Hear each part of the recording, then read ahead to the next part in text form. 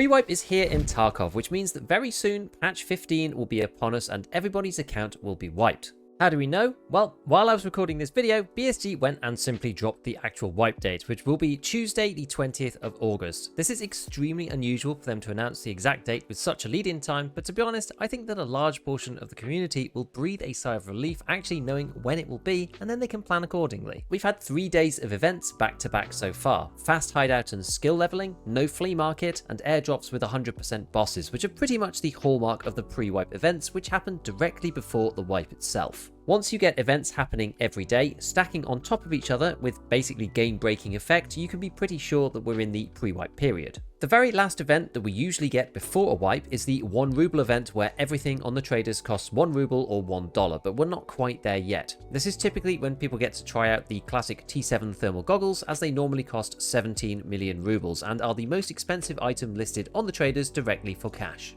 Okay, so as I said, right now we have 3 sets of events stacked on top of each other on the PvP servers specifically, not PvE, because this one won't wipe. The first from day 1 is the ability to create hideout modules very quickly using Pevco beers rather than their normal requirements, which we've seen before in other pre-wipes.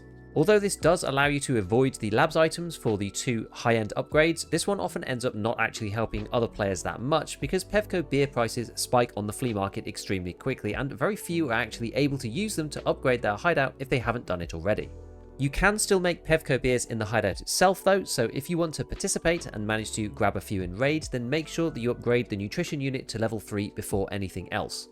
You can then make Pevco for yourself in there, buying croutons from Therapist and bartering them for the other type, which is the one that you need, crafting super waters in the water station, and finding kvass in raid.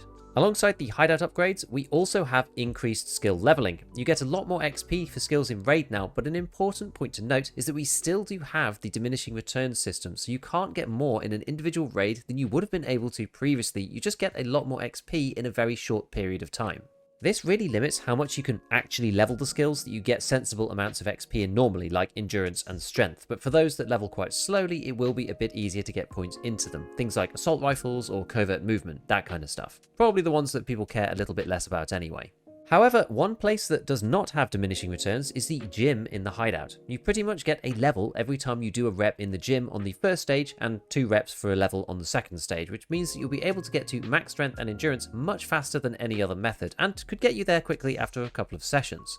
Obviously, this depends on exactly what your levels are at the moment. From here on day 2, we have then seen the flea market close, which is still in force, of course, and this does have a big impact on the game. The first one being the Pevco beers for the event, because now you can't buy them on the flea, but also because it affects a lot of endgame items that rely on barters, things like the Cult Termite from SAS drives and the Bastion head plates from Golden Eggs. Some people do have these stored up, but if you didn't, now you can't get these anymore unless you find the barter items yourself in raid, which many would argue is actually kind of nice. This will also make weapons like the spear suddenly much more rare to find, because only those who have done the 10 quests from Lightkeeper will be able to buy it, and it will increase the instances of 7.62 MDRs and those other weapons that you can buy directly from the traders. The offset to this event is that the loot spawns, especially in locked rooms, has been increased significantly. I myself was running streets yesterday and playing in the relaxation room. There was spawning 6 moonshines per go or something crazy like that, so the loot spawns in locked rooms themselves has gone absolutely insane. I believe that the same has happened in Kibba as well, so there's a ton of plates in there, which is pretty neat. I always feel a bit bad for players without max traders in the no flea market event, because it does make the game a lot harder for them, and it doesn't really affect players who are level 42 and above, who have stockpiled a bunch of stuff and have everything unlocked. With only the flea market being closed, you're still able to buy from level 4 traders, so you can get M62, you can buy the MCX, the MDR, pretty much all of the top end attachments, and you can even buy ammo for the spear. Personally, I think it would be better if they removed some of the top trader levels as well, maybe level 4 or 3, something like that, but it would still benefit players who have stockpiled, so I'm not sure if it would help that much. Either way, hitting those locked rooms will give you a ton of loot. Not that you can sell it on the fleet anyway though, so you should really be looking for things that you can use yourself. On to day 3, which is today, the day that I'm recording this video, we have yet another event which we have seen previously, which is a well-known image at this point representing airdrops coming regularly into raids. So you're going to have loot crates coming down from the skies with lots of different things in them, and also we'll see in the picture that BSG posted a representation of most of the bosses in the game. You've got Kaban's PKP, Rashala's pistol, you've got Killer's helmet, Tagilla's little model thingy, and the baton from Kollontai, and also an MDR which might represent Knight from the Goons, I'm not sure. This equates to 100% boss spawn chances, which is always great fun, either for hunting them directly or if you have max scav karma, hanging out with them and assisting them in defeating other PMCs. Scavs also now have decent loadouts as well. There's definitely an increase in the loot quality on Scavs themselves. Now, I'm not sure at this point if the AI is any better, and I believe that they're probably still using the same Scav AI, but they're kitted out much more like Raiders at this point, so there's good military loot all over the place. This is actually a nice event for players that aren't max traders who want to experience some of this extra cool stuff, because there's things all over the place. There's different guns that you can't get access to, armors, helmets, all sorts of things. So go around, have a bit of a scavenge, and you can have a play with some fun equipment.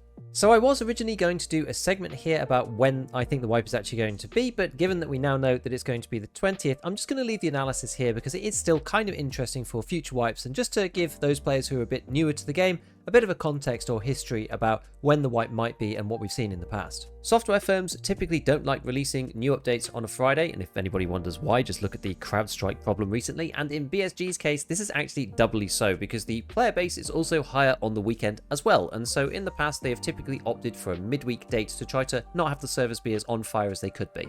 If we go back and look at which dates they have released patches on previously, it is overwhelmingly a Tuesday, Wednesday, or Thursday, with Thursday being far the most common, hence the meme. However, a lot of these instances were from many years ago when they did 3 Thursdays in 2018, for example, back when the game wiped a lot more frequently.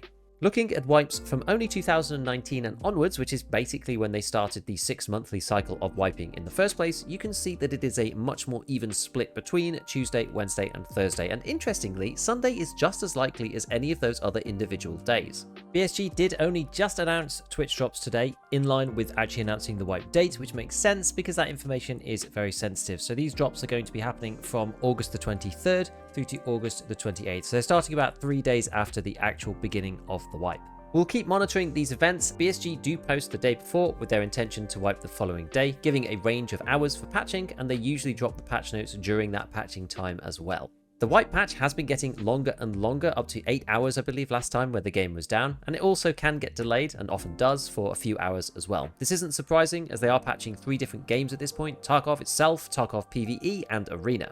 Despite the fact that PvE won't wipe per se, it still needs the new content added to the game, which will be a little bit of a strange thing given that people who have max traders over there can likely access all of the new endgame stuff immediately. I wonder how they're going to deal with this from a spoiling surprises perspective. We'll have to see what happens. As for Arena, I'm not 100% sure what will wipe and what won't at this stage. I believe that your stash for sure will over there, so any GP coins or Lega medals that you haven't transferred, things like that, because there's cases and stuff which give you good gear, those should be deleted, and your level of course, because it's tied to your main character account too. But I think that ARP, which is your rank, and that the presets that you've unlocked, I think those are getting kept, but we're going to have to see what they do. So in the meanwhile, all we can do is wait. Go and check out my other video on how to actually prepare for the wipe and the things that you can do now to give yourself the best chance in the next version of Escape from Tarkov. Otherwise, as usual, a big shout out to all my patrons, and as always, have fun in your raids.